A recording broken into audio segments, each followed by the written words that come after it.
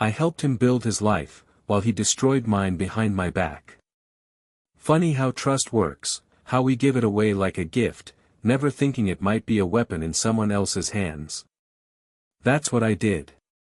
Gave trust. Gave time. Gave everything. And they took it all. It started small, as these things usually do. Late nights at the office. A new perfume she didn't wear before. The kind of laughter that doesn't belong to you. You feel it before you see it, the shift. Like the house isn't your home anymore. Claire and I had been together for 8 years. Married for 6.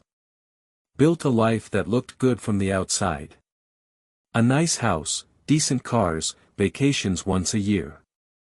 But behind all of that, I was the guy who worked, who built, who provided. She was the one who wanted more. And he was my business partner. My friend. The guy I brought in when things started to grow too fast for me to handle alone. His name was Jason.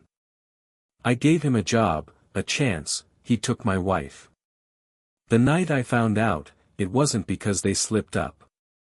It was because I stopped ignoring the signs. Claire had been distant for months. I thought it was stress, thought maybe I'd been too focused on the company, not enough on us. So I planned something, a weekend away. Just the two of us. No phones, no work. She said no. Said she had meetings. Said Jason needed her on a project. That's when it hit me. I waited until she fell asleep, phone in hand. I never checked it before. Never felt the need. But that night, something told me to look. And there it was. Dozens of messages. Not just words, photos. Plans. Jokes about me. About how clueless I was. The last message. He's weak. He won't do anything. I didn't wake her.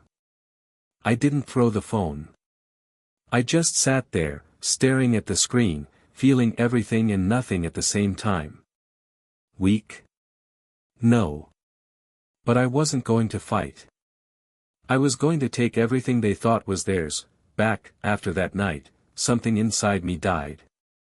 Not the love. Not the trust. Just the part that used to care. For the next week, I played dumb. Woke up, went to work, smiled when needed. Watched them both, closely. Jason would come into the office, acting like everything was fine. Same fake charm, same weak jokes. Claire would text me now and then, just enough to keep up the act. But I wasn't playing along. I was watching. Listening. Waiting. You ever see people get comfortable in their lies? It's like they stop trying. They think they've won. That they're smarter, faster, better. Jason and Claire were already planning their future. I found emails on the company laptop, my company. Talking about shares, about how I was too distracted to notice the shifts they were making behind the scenes. She called me a placeholder. He called me dead weight. And yet, I said nothing. At home, we barely spoke. She stayed out later, didn't even bother with excuses anymore. I stopped asking. I wasn't her husband anymore, I was the shadow she was waiting to leave behind. But what she didn't know. Shadows can watch. And I watched everything. I started copying files. Quietly. Emails, contracts, phone logs. I knew Jason had access to our accounts, I just didn't know how deep it went. So I got help. An old friend from school, Adam. IT guy, sharp as hell. You sure you want to see this? He asked, after I told him what I needed. Yeah, I said. I need to know how far they've gone. 2 days later, Adam called. They've been moving money, he said. Little by little. From your side of the company. And Claire. She's listed as a silent partner in a new business. One Jason just registered. I didn't even flinch. Get me proof. At that point, I wasn't angry. I wasn't hurt. I was focused. They thought they had me cornered. That I wouldn't fight back. But I wasn't planning to fight. I was planning to erase them, clean, legal, total. They built their little world on my back. Time to bury it. When you want to destroy someone, you don't yell. You smile. You wait. You plan. And when the time's right, you pull the ground out from under them, all at once. I had everything I needed. Emails. Bank transfers. Corporate files. Claire's signature where it didn't belong. Jason's name tied to accounts that weren't his. Proof. Not for them, for me. So when I moved, there'd be no doubt, no mistakes. First move. Freeze them out. I went to the bank early Monday. Sat down with a manager I'd known for years. I need to lock down all company accounts, I said. Effective immediately. He raised an eyebrow. Problem? Fraud, I said simply. I'll send the paperwork. By noon, Jason couldn't access a cent. Next. The board. Jason thought he had allies. He didn't know I'd been feeding them pieces, slow, steady. I called a meeting. Presented everything. Quietly, clearly. By the end, no one wanted Jason near the company. They voted to suspend him pending investigation. And Claire. She was still asleep when it happened. I came home late that night. She was in the kitchen, sipping wine. You're late, she said. Had things to take care of. She gave me that look, the one she used when she thought she had the upper hand. You're never home anymore. I smiled. Neither are you. She didn't know yet. Didn't know Jason had called me 10 times. Didn't know his office was locked, his accounts frozen. Didn't know her little world was crumbling. I slept better that night than I had in months. The next morning, Jason showed up at the office. Red-faced, loud. What the hell's going on, Ben? I stood there, calm. You're done. You can't do this. The company is mine. Always was. He looked around, realizing. No one backed him up. No one cared. He stormed out. I didn't follow. One down. One to go. Secrets are heavy. But when you drop them, the sound echoes. Claire found out 2 days later. I came home early. She was on the couch, scrolling her phone, legs tucked under her, like nothing in the world could touch her. Jason got suspended, she said, like she just read it on Facebook. Yeah, I replied, setting down my keys. I know. She looked up. You knew. I made it happen. That wiped the smile off her face. What do you mean? I sat down across from her. I mean, I know everything, Claire. Silence. I know about the accounts. The fake contracts. The meetings. Him. All of it. She didn't deny it. She didn't cry. She just stared at me, like she was trying to figure out how much I really knew. You went through my stuff. No. I went through our stuff. I pulled out the folder, thick, heavy, undeniable. Dropped it on the table. Proof, I said. Enough to bury both of you. She flipped through it, fast at first, then slower. Her face went pale. What do you want? She asked. To end this. We talked for less than 10 minutes. There was nothing left to say. But I wasn't done yet. That Friday, the company held a quarterly meeting. Big room, big crowd, staff, partners, investors.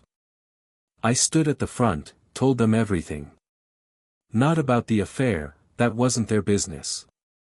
But about the fraud. Jason's name. Claire's role.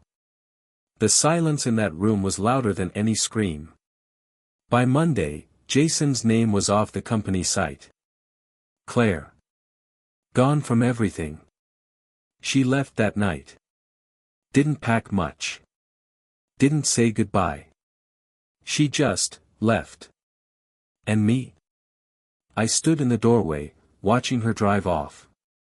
No anger. No pain. Just done. They thought they broke me. But when you've already hit the bottom, there's nowhere to go but up. After Claire left, I didn't feel relief. I felt focus. The kind of sharp, clear drive you get when you've got nothing left to lose, and everything to gain. The company was mine again. Fully. Jason. Gone. No more whispers in the office, no more backdoor deals. People looked at me differently now, with respect. Maybe fear. Didn't matter. I wasn't here to make friends. I was here to build. Orders started coming in faster. Big clients. Bigger money. I hired new people, loyal people. The kind who believed in work, not games. We expanded. New office. New deals. New life. 6 months in, we doubled revenue. 12 months. Tripled. I bought back every share Jason had touched. Cleaned house. My name was on everything now, contracts, buildings, results. And Claire. She reached out once. Email. Short. Just 5 words. Can we talk? Just once. I didn't reply. What for? She didn't want me then. She sure as hell didn't deserve me now. One night, I stood outside the new office building, glass walls, sharp lines. Everything I'd dreamed of, but never thought I'd have. I looked up, hands in my pockets, and smiled. Not because I'd won. But because I survived. They tried to take what I built. I took it back. All of it. A year after she left, I stood in a world she didn't recognize. Not because I wanted to be someone new, but because I finally remembered who I was before her. Life has a funny way of rebuilding you once you stop clinging to the ruins. The company? Thriving. We weren't just some local shop anymore. We were in 3 cities, with clients from names I used to only read about. I had a team of 15 now, loyal, sharp, hungry. Profits were up 5 times what they'd been before Jason touched anything. And me? I had time again. Time for the things I cared about. Time to think. Time to live. I started running in the mornings, just to clear my head. Started reading again. Hell, I even took weekends off sometimes. Then it happened. I was invited to a business gala downtown. One of those formal events where people wear suits worth more than cars and pretend they're not impressed. I didn't plan on going, but one of our investors insisted. You need to be seen, he said. You're not the guy in the background anymore. So I showed up. Black suit, clean shave, steady hands. And as I walked in, there she was. Claire. I almost didn't recognize her. She looked smaller somehow. The confidence I once hated her for. It was gone. She was smiling at someone, but her eyes, they weren't laughing. I stood at the edge of the room, watching for a second. She didn't notice me. Not yet. I could have left. Could have avoided the whole scene. But something kept me there. Eventually, she saw me. Her face froze. She walked over, trying to keep that old composure. "Ben," she said softly, "I didn't expect. You didn't expect me to be here." I finished for her. She shook her head. "No, I just.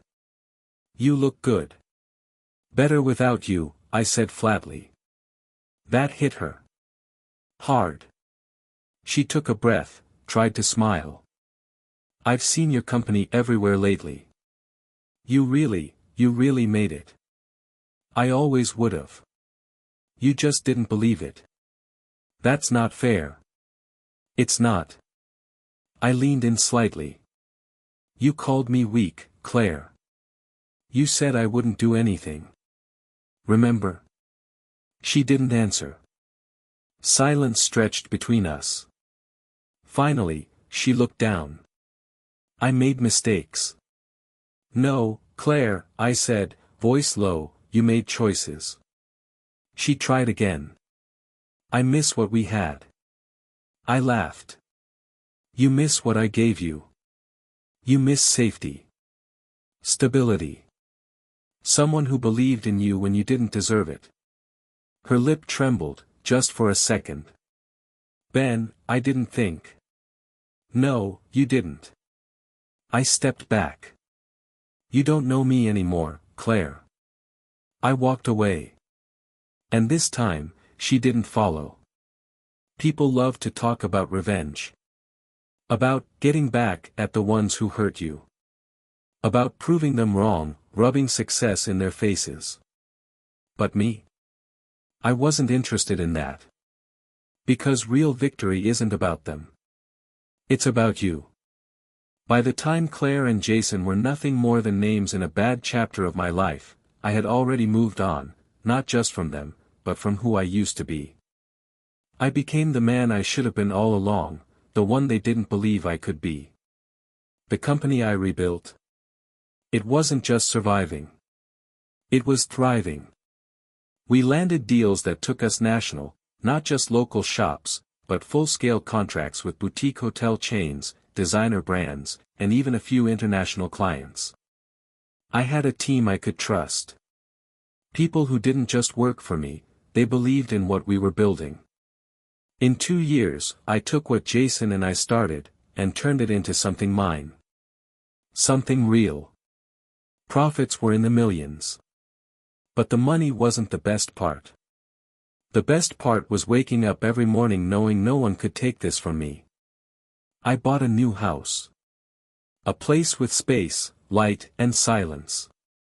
Not the kind of silence that comes from being ignored, the kind that feels like peace. No arguments.